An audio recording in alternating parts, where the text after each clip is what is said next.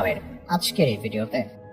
ইসরায়েলের দাবানলের লেলিহান শিখা যেন সবকিছু গ্রাস করতে উদ্যত। তীব্র তাপ আর প্রবল বাতাসের তোড়ে দখলদারদের বেশ কয়েকটি শহরে আগুন ছড়িয়ে পড়েছে, যেন কোনো অশুভ শক্তি শহরগুলোকে গিলে খেতে এগিয়ে আসছে। বাসিন্দাদের জীবন বাঁচাতে ইতিমধ্যে তাদের নিরাপদ দূরত্বে সরিয়ে নেওয়া হয়েছে। শহরের সড়কগুলোতে যান চলাচল বন্ধ, এমনকি রেল লাইনের কাছে আগুন ধরে পড়া ভিডিওতে দেখা যাচ্ছে রেহভোটের কাছে মহাসড়কে মানুষের ভিড়, তারা হেঁটে পালাচ্ছে, চারপাশে কালো ধোঁয়ার কুণ্ডলী।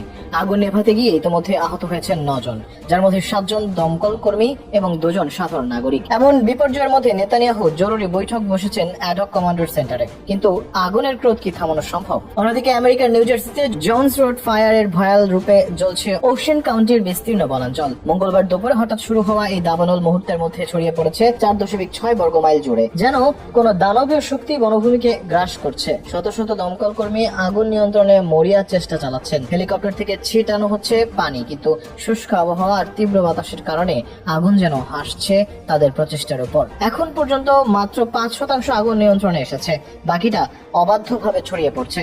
ভয়াবহ এই দাবানল এখন লোকালয়ের দিকে ধেয়ে যাচ্ছে। হুমকির মুখে প্রায় 1300 বসত বাড়ি। মানুষের জীবন বাঁচাতে খোলা হয়েছে জরুরি আশ্রয় কেন্দ্র, গির্জা আর স্কুলে আশ্রয় নিচ্ছেন স্থানীয় বাসিন্দারা। কর্তৃপক্ষ ইতিমধ্যে 3000 মানুষকে নিরাপদ স্থানে সরিয়েছে। নিউ জার্সির ব্যস্ততম সড়ক গার্ডেন স্ট্রিট পার্কওয়ের একাংশ বন্ধ, পুরো বারন গেট টাউনশিপে বিদ্যুৎ সরবরাহ বন্ধ। এই দাবানল শুধু প্রকৃতিই নয়, ধ্বংস করছে স্থানীয় অর্থনীতিকেও। পর্যটন শিল্প বিপর্যস্ত, বহু ব্যবসা ও হোটেল মালিক তাদের কার্যক্রম বন্ধ করতে বাধ্য হয়েছেন। বাতাসে ছড়িয়ে পড়া ধোঁয়া আর ছাই শ্বাসকষ্টের কারণ হয়ে দাঁড়াচ্ছে। কিন্তু এই ভয়ঙ্কর আগুনের সূত্রপাত কিভাবে, সেই রহস্য এখনো অজানা। যেন কোনো অদৃশ্য শক্তি ধ্বংসযজ্ঞের পেছনে কাজ করছে। ইসরায়েল ও আমেরিকায় ছড়িয়ে পড়া এই দাবানল শুধু আগুন নয়, যেন প্রকৃতির ক্রোধের প্রতিচ্ছবি। জেরুজালেমের ধোঁয়াচ্ছন্ন আকাশ থেকে নিউ জার্সি জ্বলন্ত বনাঞ্চল, এই দৃশ্য স্থানীয় মানুষের মনে ভয় আর আতঙ্কের কালো ছায়া ফেলছে। আগুন কি থামবে নাকি আরো ধ্বংস ডেকে আনবে? এই প্রশ্নের উত্তর এখনো অথরা।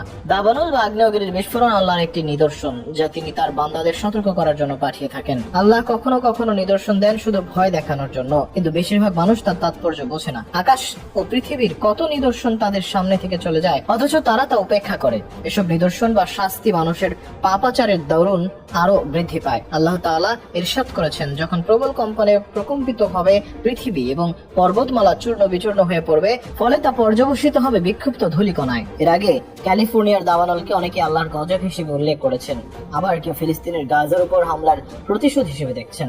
এই প্রসঙ্গে জনপ্রিয় ইসলামী বক্তা শায়েখ আহমদুল্লাহ বলেছেন, আমরা জানি ক্যালিফোর্নিয়া বিশেষ করে হলিউড বিশ্বব্যাপী বিনোদনের শহর হিসেবে পরিচিত, তবে এটি অশ্লীলতা, বিবাহ বহির্ভূত সম্পর্ক এবং ইসলাম বিরোধী কার্যকলাপের জন্য কুখ্যাত। কিন্তু এই ধরনের প্রাকৃতিক দুর্যোগ সরাসরি আল্লাহর গজব কিনা তা নিশ্চিতভাবে বলা সম্ভব নয়, বরং কোরআন আমাদের শিক্ষা দেয় যে প্রতিটি বিপর্যয় থেকে শিক্ষা গ্রহণ করা উচিত। তিনি আরো বলেন, ইসলামের দৃষ্টিকোণ থেকে অন্যের দুঃখ কষ্টে উল্লাস করা সঠিক নয়, বরং বিপদগ্রস্ত মানুষের জন্য দোয়া করা এবং তাদের সাহায্যে এগিয়ে আসা আমাদের নৈতিক দায়িত্ব।